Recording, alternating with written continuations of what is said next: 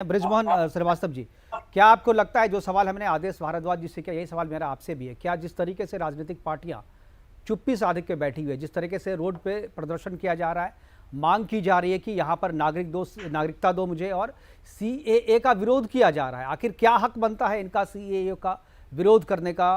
क्या हक बनता है नागरिकता मांगने का? और जिस तरीके से राजनीतिक पार्टियां चुप्पी साध करके बैठी है और जो दूसरे बहुत सारे दल हैं जैसे मुस्लिम संगठन जो है वो इनका समर्थन कर रहे हैं, all India Muslim personal law board जो है वो खुल करके उसके समर्थन में आ रहा है, इस तरीके की चीज़ों पे आप चूंकि सर्वदलीय बैठक में आपकी पार्टी की तरफ से प्रतिनिधित्व गया था और सब ने एकजुटता दिखाई, भारत सरकार जो कह रही है उसके साथ सहमति जताई, लेकिन इस मुद्दे पर कोई नहीं बोलने को तैयार। क्या इस मुद्दे पे भी सहमति है विपक्षों की? जितनी विपक्षी पार्टियां हैं सब क्या सहमति है उनकी? मुकेश जी, भारत सरकार की बहुत स्पष्ट नीति है कि किसको नागरिकता दी जाएगी और किस आधार पर दी जाएगी। ये फैसला निश्चित रूप से भारत सरकार को करना है कि वो किनको नागरिकता देना चाहते हैं और उसके मापदंड वो क्या रखना चाहते हैं। ये बात बिल्कुल सच है कि चूंकि वहां पर पाकिस्तान का बहुत ही आधिपत्य रहा है, तालिबानी पाकिस्तानी कहा जाता है, ऐसा ना हो कि उनकी आड़ में आतंकवादी इस मुल्क में आ जाएं। इसकी जिम्मेदारी निश्चित रूप से सरकार की होती है, तो सरकार को इस मामले में बचना चाहिए।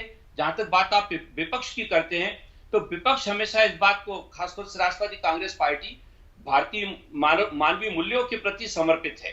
हम लोग ये महसूस करते हैं कि यदि कोई संसार का कोई भी व्यक्ति यदि पीड़ित है और उसके अधिकारों का हनन हो रहा है, तो वहां भारत को खड़ा होना चाहिए, उनकी मदद करने के लिए, उनका सहयोग करने के लिए। लेकिन यह भी देखना होगा कि उसपे हमारे देश के हित प्रभावित ना हो।